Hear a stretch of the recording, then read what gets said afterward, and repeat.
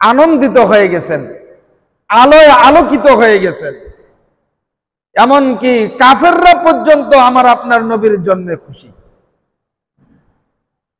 নবীজির চাচা আবু লাহাব নবীর জন্মে এত খুশি হয়েছে, নবী আলাইহিস সালাতু ওয়াস সালামের জন্ম হওয়ার সাথে সাথে এই খবরটা তার বান্দি সুরাইয়া দৌড়ে যেয়ে খবর দিছে যে আপনার ভাতিজা হয়েছে। তো এই খবর পাওয়ার সাথে সাথে আবু লাহাব তার এই হাতের শাহাদত আঙ্গুল এটা ইশারা করে তাকে বলছে, তুমি এত আনন্দের একটা খবর তুমি দিলা, আমার বংশ পরম্পরা আমার ভাইয়ের ছেলে সন্তান হয়েছে, তুমি এই খবর দিলা, তো তোমাকে আমি আজ থেকে আজাদ করে দিলাম, যাও তুমি মুক্ত। হযরত ইবনে আব্বাস রাদিয়াল্লাহু তাআলা আনহু পরবর্তীকালে আবু লাহাবের ইন্তেকালের কিছুদিন পরে তিনি স্বপ্নে দেখতে পাইলেন। স্বপ্নে দেখে তাকে জিজ্ঞাসা করলেন যে তোমার কি অবস্থা? আবু লাহাব বলেন যে আমি তো আমার অবস্থা খুবই খারাপ, জাহান্নামের আযাবের মধ্যে আছি, কিন্তু আমার ভাতিজা মুহাম্মদ যে সোমবারের দিন যে জন্মগ্রহণ করেছিল, ওই দিন আমি আমার ভাতিজার জন্মের সুসংবাদ পাইয়া আমি যে আঙ্গুলের ইশারা করে আমার বান্দিকে, আমার দাসীকে যে আমি আজাদ করে দিয়েছিলাম, এই যে আনন্দ হয়েছিলাম, আনন্দ চিত্তে আমার দাসীকে আমি আজাদ করে দিয়েছি, সোমবারের দিন আসলে এই হাতের নখের মধ্যে একটু যদি চুষি হাতের নখটা, তাহলে একটু আরাম পাই। সুবহানাল্লাহ, একটু আরাম পাই। তাহলে একজন কাফের যদি আমার নবীর জন্মে খুশি হয়, তার ব্যাপারে যদি এই ধরনের ফয়সালা থাকে, তাহলে আপনি আমিও যদি খুশি হই, নবীর জন্মে খুশি থাকি, আনন্দ করি, তো এই আনন্দে, এই খুশিতে এটাও আপনার আমার জন্য নাজাতের ওসিলা হয়ে যাবে।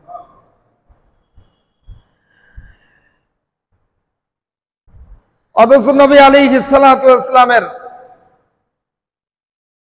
নাম না নিলে কোনো ইবাদত হয় না। রাসূল করিম সাল্লাল্লাহু আলাইহি ওয়াসাল্লামের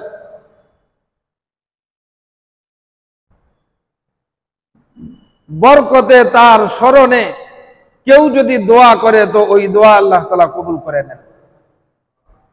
এজন্য নবীজির ওসিলা করে কেউ যদি দোয়া করে, এই দোয়াটা যদি যে কেউ যদি করে, তো ওই দোয়া আল্লাহ তাআলা কবুল করে নেয়।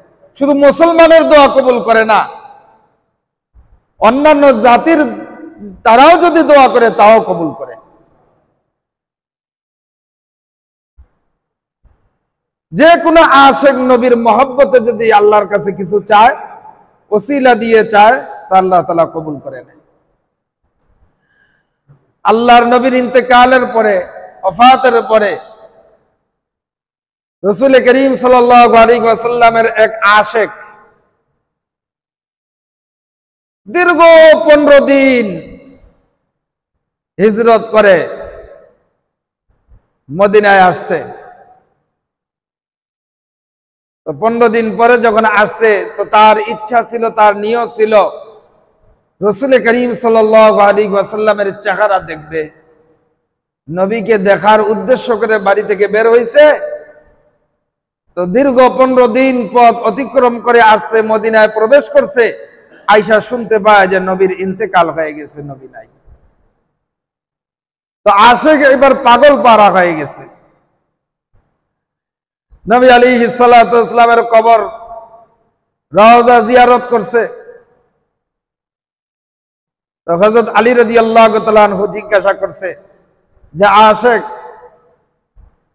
কি অবস্থা তোমার, কোথা থেকে তুমি আসছো? তো সে বলছে যে দীর্ঘ সফর করে 15 দিন সফর করে আমি আসলাম, মদিনায় প্রবেশ করে শুনি নবীকে দেখার জন্য আসছিলাম, যে নবীর চেহারাটা একটু দেখবো, এক নজর তাকায় দেখবো, এই আশা করে মদিনায় আসলাম, কিন্তু নবীকে তো দেখতে পাইলাম না। তো হযরত আলী বলেন যে যাও আশেক, তুমি তো নবীকে দেখতে পাও নাই ঠিক আছে, কিন্তু নবীর রওজা তো জিয়ারত করতে পেরেছ, যাও, তোমার উপরে নবীর শাফাত ওয়াজিব হয়ে গেছে। মান যারা কবরি ওয়াজাবাত লাহু শাফাআতি, যে ব্যক্তি নবী আলাইহিস সালাতু ওয়াস সালামের রওজা শরীফ জিয়ারত করবে, তো তার উপরে, তার জন্য সুপারিশ করা নবীর উপরে ওয়াজিব হয়ে যায়। সুবহানাল্লাহ। তো হযরত আলী বলেন যে যাও যাও, তুমি তো নবীর কবর জিয়ারত করছো, নবীর রওজা জিয়ারত করছো, তোমার উপরে নবীর শাফাত ওয়াজিব করে নিছো, যাও যাও বাড়ি চলে যাও। আশেক বলে রে আলী, না না না না, আমার ভিতরে যে নবীর মহব্বতের আগুন দাউ দাউ করে জ্বলতেছে, এই আগুন তো শুধু এই রওজা জিয়ারত করে কখনোই নিভবে না। আমি তো আশা করে এসেছিলাম আমি রাসূলের চেহারা খানে এক নজর তাকায় দেখবো, কিন্তু আমি দেখতে পাইলাম না। নবীর চেহারা দেখার এই যে একটা ইচ্ছা, আশা, এই আশা তো কখনোই আমার নিভবে না। হযরত আলী বলেন তাহলে কি করবা? আশেক বলতেছেন, আলী তুমি কি অন্তত পক্ষে নবীর গায়ের একটা জামা কি আমাকে দিতে পারবা? অন্তত নবীর চেহারা দেখতে পাই নাই, কিন্তু শুনেছি নবীর চেহারার থেকে যে ঘাম বের হতো, এই ঘাম মেশক আম্বরের চাইতেও বেশি সুঘ্রাণ ছিল। সুবহানাল্লাহ। অন্ততপক্ষে যেই কাপড়ের মধ্যে, যেই জামার মধ্যে নবীর চেহারার ঘাম পড়ছে, ওই ঘামের সুঘ্রাণটা নিয়েও কিছুটা হলো আমার নবীর মহব্বতের যে দাউ দাউ করে আগুন জ্বলতেছে, এই আগুনটা একটু নিভাবো, মহব্বতের জ্বালা নিভাবে। হযরত আলী একটা দৌড় দিয়া দিলেন, বাড়ি চলে গেলেন, ফাতেমাকে ডেকে বললেন, ও ফাতেমা, আব্বার একজন আশেক আসছে, 15 দিন সফর করে মদিনায় প্রবেশ করেছে, মদিনায় ঢোকার আগে আব্বার ইন্তেকাল হয়ে গেছে, আব্বার কবর জিয়ারত করছে, কিন্তু আব্বার এমন আশেক, নবীর এমন আশেক, সে নবীর চেহারা না দেখে যাইতে চায় না। সে একটা নবীর জামা চায়, জামাটা নিয়ে অন্তত পক্ষে নবীকে দেখার স্বাদ মিটাবে। ফাতেমা ঘর থেকে নবী আলাইহিস সালাতু ওয়াস সালামের একটা জামা আলীর হাতে দিয়া বললেন, যাও, এই যে জামা দিয়ে দিলাম, নিয়ে যাও। হযরত আলী জামা নিয়ে দৌড়ে রওজা শরীফে চলে আসলেন। নবীর রওজায় আয়েশা নবীর আশিকের কাছে হাতের মধ্যে নবীর জামাটা যখন দিয়ে দিলেন, আল্লাহর নবীর জামা আশিক পাইয়া এবার এই জামাটা কোথায় রাখবে তার হুঁশ নাই। একবার মাথায় নেয়, একবার নাক দিয়া সঙ্গে, একবার বুকের মধ্যে জড়ায় ধরে। শুনতে শুনতে এমন অবস্থা হয়ে গেল, এবার সে হঠাৎ করে জামাটা দুই হাত করে নিয়ে উপরের দিকে করে আসমানের দিকে চক্ষু দুইটা তাকিয়ে আল্লাহকে ডেকে বললেন, রব্বুল আলামিন, বড় আশা করে আসছিলাম তোমার হাবিব, তোমার বন্ধুর চেহারা খানা এক নজর তাকায় দেখবো, কিন্তু দেখতে পাইলাম না। তোমার বন্ধুর জামা মোবারক নিয়ে তোমার বন্ধুর চেহারার সুঘ্রাণ আমি নিয়েছি, এরপরও তোমার বন্ধুর মহব্বতের জ্বালা আমার মিটে নাই।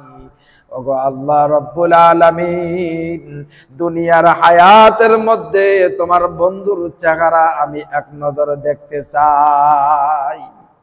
দোয়া করতেছেন আল্লাহর কাছে। দোয়া করতে করতে করতে করতে এক পর্যায়ে বলে ফেললেন আশেক এবার বলে ফেললেন, রব্বুল আলামিন, দুনিয়ার হায়াতের মধ্যে যদি আপনার বন্ধুকে আপনি না দেখান, আপনার বন্ধুর চেহারা যদি আমি দেখতে না পাই, তাহলে এখন এই মুহূর্তে আপনার বন্ধুর ওসিলায় আলমে বরজখে নিয়ে হলো আপনার বন্ধুর সাথে আমার সাক্ষাৎ করে দেন। হযরত আলী বলেন, আল্লাহর নবীর আশিক এই দোয়া করতে দেরি, আজরাইল আয়েশা আল্লাহর নবীর আশিকের জান কবজ করতে দেরি করে নাই, সাথে সাথে তার দোয়া কবুল হয়ে গেছে, জান কবজ করে নিয়ে গেছে। মৃত্যু হয়ে গেল কিছুদিন পরে হযরত আলী রাদিয়াল্লাহু তাআলা আনহু তিনি স্বপ্নে যুগে দেখতে পাইলেন আল্লাহর নবীর আশিক হাসতে হাসতে আনন্দ চিত্তে সে ঘোরাফেরা করতেছে। আল্লাহর নবীর আশিক হযরত আলী জিজ্ঞাসা করলেন, ওগো নবীর আশিক, তোমার মাশুকের সাথে কি দেখা হয়েছে নি? নবীর সাথে কি তোমার সাক্ষাৎ হয়েছে? আল্লাহর নবীর আশিক বলেন, নবীর সাথে শুধু সাক্ষাৎ হয়েছে এরকম না, দোয়াটা করতে দেরি হয়েছে, মৃত্যু হতে দেরি হয়েছে, নবীর সাথে আমার সাক্ষাৎ হতে আর দেরি হয় না।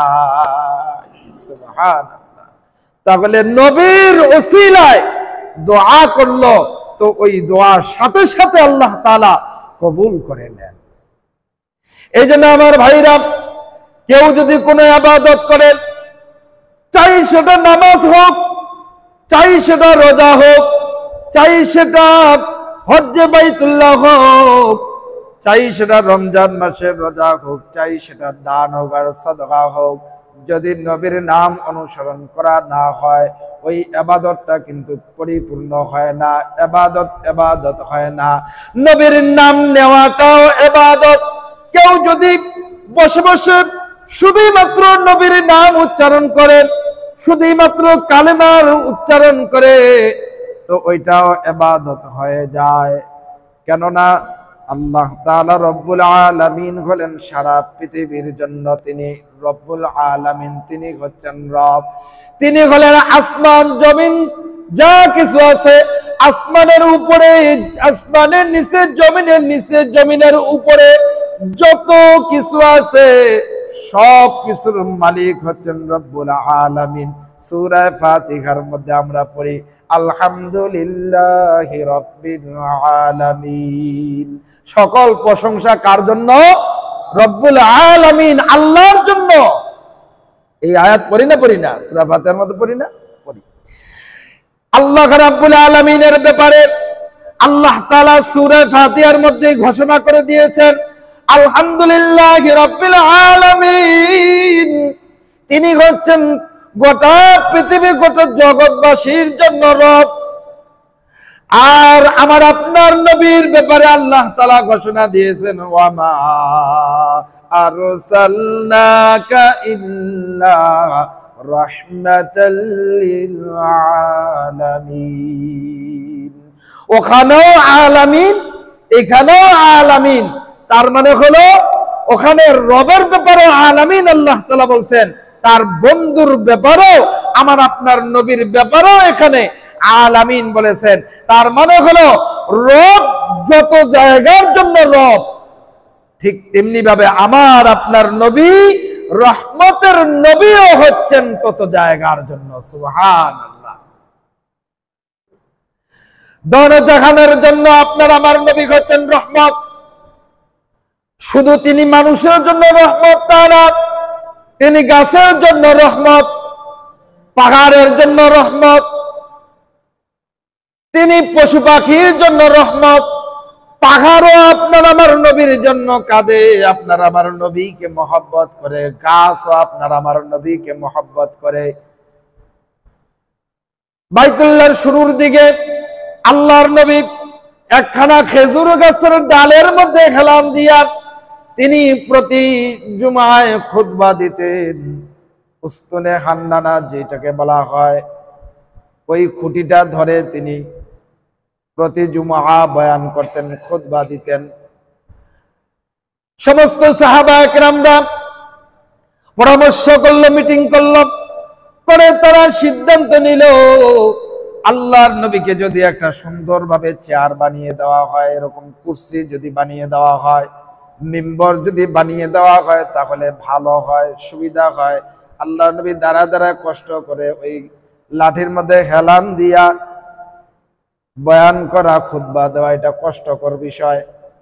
সকলে ঐক্যমত হয়ে তারা একটা এরকম চেয়ার বানিয়ে দিলেন, মিম্বর বানিয়ে দিলেন।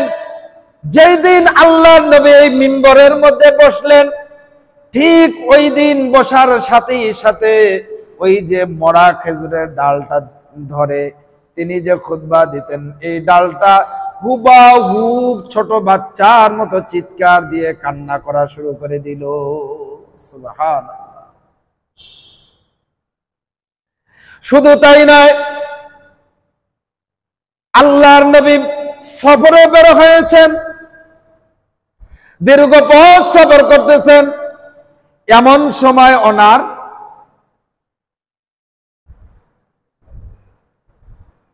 প্রয়োজন হলো, প্রস্রাব করার জন্য প্রয়োজন হলো। প্রস্রাবের যখন প্রয়োজন হয়েছে, তো উন্মুক্ত জায়গার মধ্যে তো নবী আলাইহিস সালাতু ওয়াস সালাম বসে প্রস্রাব করতে পারে না, এটা তো হতে পারে না। তা আল্লাহ নবী সাল্লাল্লাহু আলাইহি ওয়াসাল্লাম কয়েকটা গাছকে যখন ইশারা করলেন, তো ইশারা করার সাথে সাথে সমস্ত গাছগুলো যে যেখানে ছিল ওখান থেকে মাটি খুঁড়ে, মাটি ভেদ করে তারা এক জায়গার মধ্যে একটা ব্যারিকেড হয়ে দাঁড়িয়ে গেল। আর ওখানে নবী আলাইহিস সালাতু ওয়াস সালামের কাজ সারলেন, তিনি প্রয়োজন সারলেন। সারার পরে আবার ইশারা করে দিলেন, সাথে সাথে গাছগুলো তার আপন জায়গায় জায়গায় যে চলে গেল। সুবহানাল্লাহ। এই জন্য আমার ভাইরা, নবী আলাইহিস সালাতু ওয়াস সালাম শুধু আপনার আমার জন্য নবী নয়, তিনি গাছপালা তরুলতা সকলের জন্যই তিনি নবী। নবীর জন্য পাহাড় কাঁদে। একদিন নবী আলাইহিস সালাতু ওয়াস সালাম সফর করে মদিনায় প্রবেশ করতেছেন। সফর করে মদিনায় প্রবেশ করতেছেন, এমন রাস্তা দিয়ে তিনি প্রবেশ করতেছেন যেই রাস্তা দিয়ে উহুদ নবীকে দেখতে পায় না, নবী উহুদকে দেখতে পায় না। এমন সময় জিবরাইল আলাইহিস সালাতু ওয়াস সালাম এসে নবী আলাইহিস সালাতু ওয়াস সালামের কানে বললেন, ওগো আল্লাহর নবী, উহুদ আপনার জন্য কান্না করতেছে, উহুদ আপনাকে দেখতে পায় না, আপনি উহুদকে দেখতে পান না। সব সময় আপনি যেই রাস্তা দিয়ে, যেই পথ দিয়ে মদিনায় প্রবেশ করেন, মদিনা থেকে যেই রাস্তা দিয়ে আপনি সফরে বের হন, আবার সফর থেকে মদিনায় প্রবেশ করলে যেই রাস্তা দিয়ে সব সময় প্রবেশ করেন, ওই রাস্তা বাদ দিয়ে আপনি অন্য রাস্তা দিয়ে আসছেন, অন্য রাস্তা দিয়ে প্রবেশ করতেছেন। উহুদ আপনাকে দেখতে পায় না, এই জন্য উহুদ কান্না করতেছে। আল্লাহর নবীর সাথে সাথে ওখানে দাঁড়িয়ে গেলেন। সাহাবায়ে কেরামরা জিজ্ঞাসা করলেন, ইয়া রাসূলুল্লাহ, ইয়া হাবিবাল্লাহ, আপনি দাঁড়ালেন কেন, চলেন। তা আল্লাহর নবী বলেন যে না, উহুদ আমার জন্য কান্না করতেছে। জিবরাইল আলাইহিস সালাতু ওয়াস সালাম এই মুহূর্তে আসে আমাকে বললেন, উহুদ আমাকে দেখতে পায় না, এই দুঃখ বিরহে বেদনায় উহুদ কান্না করতেছে। এখন নবী আলাইহিস সালাতু ওয়াস সালাম বলেন যে আমাদের পথ পরিবর্তন করতে হবে, আমাদেরকে এমন রাস্তা দিয়ে যাইতে হবে যে রাস্তা দিয়ে গেলে উহুদ আমি নবীকে দেখতে পাই, নবী আমি উহুদকে দেখতে পাই। সুবহানাল্লাহ। এই জন্য আমার ভাইরা, আল্লাহ নবী সাল্লাল্লাহু আলাইহি ওয়াসাল্লাম বলেন, যতক্ষণ পর্যন্ত নবীকে সবচাইতে বেশি মহব্বত করবেন না, ততক্ষণ পর্যন্ত পরিপূর্ণ মুমিন হতে পারবেন না। কেউ যদি পরিপূর্ণ মুমিন হতে চায়, তাহলে লা ইউমিনু আহাদুকুম হাত্তা আকুনা হাব্বা ইলাইহি মিন ওয়ালিদিহি ওয়া ওয়ালাদিহি ওয়ান নাসি আজমাইন। আপনার আমার স্ত্রী, পরিবার পরিজন, ব্যবসা বাণিজ্য, চাকরি বাকরি, পৃথিবীর সব কিছু, এমনকি নিজের কলিজার চাইতেও নবীকে বেশি ভালোবাসতে হবে। কিন্তু আমরা আমাদের কলিজার চাইতেও নবীকে বেশি যে ভালোবাসি, এটার প্রমাণ তখনই হবে যখন আপনার আমার জীবনটা নবীর সুন্নত অনুযায়ী চলবে। নবীর সুন্নত তরিকা অনুযায়ী আপনার আমার জীবনটা যখন চালাইবো, মাথার চান্দি থেকে নিয়ে পায়ের নখ পর্যন্ত যখন নবীর সমস্ত সুন্নত দিয়ে ঢেলে সাজাতে পারবো, ব্যক্তি জীবন থেকে নিয়ে পারিবারিক, সামাজিক, রাষ্ট্রীয় জীবন পর্যন্ত জীবনের প্রতিটা পড়তে পড়তে নবীকে যখন আপনি আমি অনুকরণ করতে পারবো, তখনই প্রমাণ হবে আপনি আমি আপনার আমার জানার চাইতে বেশি নবীকে ভালোবাসি, নবীকে মহব্বত করি। কিন্তু আপনার চেহারার দিকে তাকাইলে নবীর উম্মত মনে হয় না। আপনার চেহারার দিকে তাকাইলে পুরা চেহারাটা বিজাতিদের কালচার দিয়ে ভরপুর, পুরা জিন্দেগিটা আপনার বেজাতিদের, কাফের, বেঈমান, মুশরিকদের তাদের কালচার দিয়ে ভরপুর।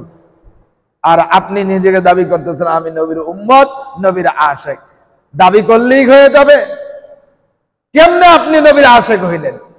কারণ আপনার চেহারার মধ্যে তো নবীর কোনো চিহ্নই নাই। এই জন্য নবীকে মহব্বত যদি আপনি আমি করতে চাই, পরিপূর্ণ মুমিন যদি হতে চাই, তাহলে নবীর মহব্বত, নবীর ভালোবাসা কলিজায় বেশি রাখা লাগবে। নেতার জন্য যেরকম ভাবে আপনি আমি ঘর থেকে বের হই, নেত্রীর জন্য ঘর থেকে বের হই, দুনিয়ার স্বার্থের জন্য ঘর থেকে বের হই, ঠিক তেমনি ভাবে নবীর ইজ্জতের জন্য যদি কখনো ডাক চলে আসে, তখনও আপনাকে আমাকে ঘর থেকে বের হতে হবে। কারণ হইল নেতার চাইতে নবীর মহব্বত সবচাইতে বেশি থাকা লাগবে। কারণ হলো কিয়ামতের দিন আপনার আমার নবী ছাড়া আপনার আমার সুপারিশ করনেওয়ালা কেউ থাকবে না।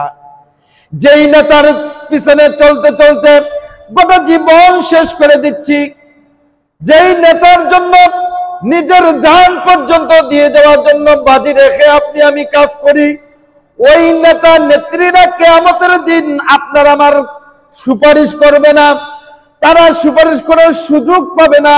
কিয়ামতের দিন তারা আপনার আমার কথা ভুলে যাবে। শুধু কিয়ামতের দিন না, দুনিয়ায় তো ভুলে যায়, দুনিয়াতেই ভুলে যায়। একটু যদি স্বার্থের আঘাত ঘটে, তাহলে আপনাকে দূরে সরিয়ে দিতে, এমনকি দুনিয়া থেকে বিদায় করে দিতেও কণ্ঠপাত করবে না, টাইম দিবে না আপনাকে। অথচ আপনার আমার নবী এমন একজন নবী, যিনি কিয়ামতের ময়দানে সমস্ত নবীরা ইয়া নফসি ইয়া নফসি করতে থাকবে। ময়দানে মাশরে সমস্ত মানুষগুলো ইয়া নফসি ইয়া নফসি করতে থাকবে। আমার আপনার নবী চিলের মতো দৌড় দিয়ে একবার যাবে তিনি আপনার আমার হাউজে কাউসার পানি পান পেয়ালা করার জন্য, একবার দৌড়িয়ে যাবে তিনি মিজানের পাল্লার গড়ায়, আরেকবার দৌড় দিয়ে তিনি ফুলসিরাতের পুলের দিকে চলে যাবে, আর বলতে থাকবে ইয়া উম্মতি ইয়া উম্মতি ইয়া উম্মতি, আমার উম্মতের কি খবর, আমার উম্মতের কি অবস্থা। যেখানে সমস্ত নবীরা ইয়া নফসি করতে থাকবে, সমস্ত মানুষগুলো ইয়া নফসি করতে থাকবে, নিজেকে বাঁচানোর জন্য ব্যতিব্যস্ত হয়ে থাকবে। ঠিক ওই মুহূর্তে আপনার আমার নবী আপনার আমার জন্য চিন্তা করবে।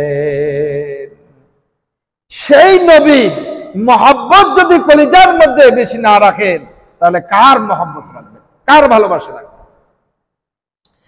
যার ভালোবাসা, যাদেরকে ভালোবাসার জন্য, যাদের প্রেমে পড়ে আজকে দিন থেকে সরে চলে আসছি, যাদের প্রেমে পড়ে যাদেরকে মহব্বত করে নামাজ থেকে দূরে সরে গেছি, ইসলাম থেকে দূরে সরে গেছি, নবীর সুন্নত থেকে দূরে চলে গেছি, এগুলো সবগুলা হলো স্বার্থপর। সব এগুলো স্বার্থপর। দুনিয়া, পুরা দুনিয়াটাই হচ্ছে স্বার্থপর। দুনিয়ার সব আসবাব স্বার্থপর। যেই স্ত্রীর সাথে আপনি 20 বছর, 30 বছর, 40 বছর, 50, 60 বছর, 70 বছর আপনি সংসার করেন, ওই স্ত্রীও স্বার্থপর। ওই স্ত্রীও আপনার আমার জন্য সুপারিশ করবে না। সেও তার নিজেকে নিয়ে ব্যস্ত থাকবে। স্বামী স্ত্রীকে চিনবে না, স্ত্রী স্বামীকে চিনবে না। ইয়াউমা ইয়াফিরুল মারউ মিন আখিহি ওয়া উম্মিহি ওয়া সাহিবাতিহি ওয়া বানিহি। আল্লাহ তাআলা বলেন কিয়ামতের দিন স্ত্রী স্বামীকে চিনবে না, স্বামী স্ত্রীকে চিনবে না, সন্তান পিতামাতাকে চিনবে না, পিতামাতা সন্তানকে চিনবে না। যেখানে স্ত্রী স্বামীকে চিনবে না, স্বামী স্ত্রীকে চিনবে না, পিতামাতা সন্তানকে চিনবে না, সন্তান পিতামাতাকে চিনবে না, সেই জায়গার মধ্যে নেতা নেত্রী তো অনেক দূরের কথা। কি বলেন? অনেক দূরের কথা না? অনেক দূরের কথা। এই জন্য আমার ভাইরা, আল্লাহর নবীর মহব্বত কলিজার মধ্যে সবচাইতে বেশি রাখা লাগবে। যদি আপনি আমি সবচাইতে বেশি আল্লাহর মহব্বত, আল্লাহর রাসূলের মহব্বত কলিজার মধ্যে রাখতে পারি, তাহলে রব্বুল আলামিন ওয়াদা করেছেন বান্দাকে আমি আল্লাহকে মহব্বত করা লাগবে না, আমি আল্লাহ ওই বান্দাকে মহব্বত করা শুরু করে দিব। সুবহানাল্লাহ। আল্লাহ তাআলার ভালোবাসা, আল্লাহ তাআলার ভালোবাসা যদি আপনি আমি পেতে চাই, তাহলে নবীকে অনুকরণ করতে হবে, নবীর আনুগত্য করা লাগবে।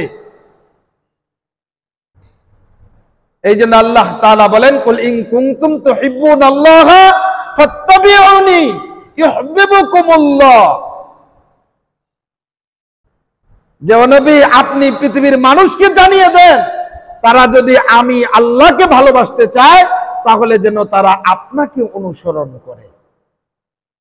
তো নবীর অনুসরণ কি খালি টুপি মাথায় দিলাম, পাঞ্জাবি পরলাম, নামাজ পড়লাম, হজ করলাম, যাকাত দিলাম, এটাই নবীর অনুসরণ? না, নবীর অনুসরণ জীবনের প্রতিটা পরতে পরতে করা লাগবে। জীবনের প্রত্যেকটা বিষয়ের মধ্যে, প্রত্যেকটা জায়গায় নবীর অনুসরণ করা লাগবে। নিজের ব্যক্তি জীবন থেকে নিয়ে পারিবারিক জীবন, সামাজিক জীবন, রাষ্ট্রীয় জীবনে আপনাকে আমাকে নবীকে অনুকরণ করা লাগবে। যদি আপনি আমি ওইভাবে নবীকে অনুকরণ করতে পারি, তাহলে প্রমাণিত হবে যে আপনি আমি নবীকে মহব্বত সবচাইতে বেশি করি। নবীর আশেক হয়ে আপনি আমি কবরে যাইতে পারবো। আর নবীর আশেক হয়ে যদি আপনি আমি দুনিয়ার থেকে বিদায় নিতে পারি, তাহলে ওই নবীর হাতে হাউজে কাউসারের পানি পান করতে পারবো, নবীর শাফাআত নিয়ে আল্লাহর জান্নাতে যাইতে পারবো। আর এর বাহিরে যদি আপনার আমার হয়, বাহিরে আপনি আমি যদি কাউকে, দুনিয়ার কোনো মানুষকে যদি ভালোবাসি, কোনো দলকে যদি ভালোবাসি, আর তার ভালোবাসাই যদি সবচাইতে বেশি হয়, দ্বীন ইসলামের ভালোবাসা যদি আপনার আমার কলিজার মধ্যে না থাকে, তাহলে আপনার আমার অবস্থা কিন্তু ভয়াবহ। দুনিয়াতে ইজ্জত পাবো না, আখিরাতে বেইজ্জতি হব। দুনিয়াতে তো বেইজ্জতি হবেই হবে, আখিরাতে সর্বোচ্চ বেইজ্জতি আপনাকে আমাকে হতে হবে। জাহান্নামে, চিরস্থায়ী জাহান্নামে প্রবেশ করা লাগবে। এই জন্য আমার ভাইরা, দুনিয়ার মধ্যে যার সাথে যার মহব্বত থাকবে, যার সাথে যার মিল থাকবে, আর তার সাথে তার কিয়ামত হবে। মান তাশাব্বাহা বিকওমিন ফাহুয়া মিনহু। যার সাথে যার দুনিয়ার মহব্বত, যার সাথে যার মিল পাওয়া যাবে, কিয়ামত হবে তার সাথে। আপনার মহব্বত যদি থাকে কাফের, মুশরিক, বেঈমানদের সাথে, আপনার চেহারার দিকে তাকাইলে যদি নবীর উম্মত মনে না হয়, আপনার পারিবারিক জীবন, ব্যক্তি জীবন, সামাজিক রাষ্ট্রীয় জীবন যদি হয় কাফের মুশরিকদের সাথে, তাদের সাথে যদি সাদৃশ্য থাকে, তাহলে তাদের সাথে আপনার হাসর হবে। আর আপনার যদি চেহারার মধ্যে নবীর সুন্নত থাকে, নবীর সুন্নত দিয়ে ভরা থাকে, এরপরে আপনার পারিবারিক, ব্যক্তি জীবন, সামাজিক জীবন, আপনার জীবনের সমস্ত কাজ যদি আপনি নবীর সুন্নত তরিকা অনুযায়ী সমাধান করেন, নবীকে যদি অনুকরণ করতে পারেন, তাহলে আপনার হাসর হবে নবীর সাথে। তাহলে এখন সিদ্ধান্ত নেন, আপনার হাসর আপনি নবীর সাথে করবেন না কাফের বেঈমান মুশরিকদের সাথে করবেন। যদি কাফের বেঈমান মুশরিকদের সাথে যদি আপনি হাসর করেন, তাহলে আপনার সাথে আমার কোনো কথা নাই। যদি আপনি নবীর সাথে আপনার হাসর করতে চান, তাহলে আপনাকে আমার নবীকে অনুকরণ অবশ্যই করা লাগবে। জীবনের পরতে পরতে নবীর অনুকরণ করা লাগবে। নবীর সিরাত অনুযায়ী নিজের জীবনকে ঢেলে সাজাতে হবে। নবীর সিরাত হলো পুরো কোরআন এবং হাদিস, সুন্নাহ যেটাকে বলা হয়, এটাকে বলা হয় হাদিস। অর্থাৎ কোরআন এবং হাদিস যেটা বলছে, ঠিক ওইভাবে আপনাকে আমাকে চলতে হবে।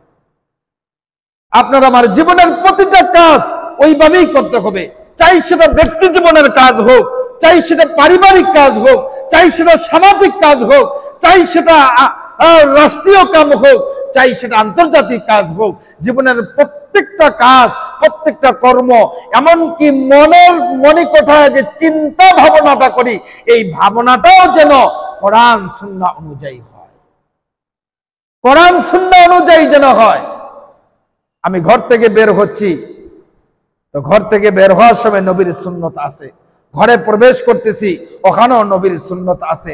রাস্তা দিয়ে হাঁটতেছি, ডান দিক দিয়ে হাঁটবো, ওখানেও নবীর সুন্নত আছে। সময় আছে তো বসে বসে আপনি জিকির করেন।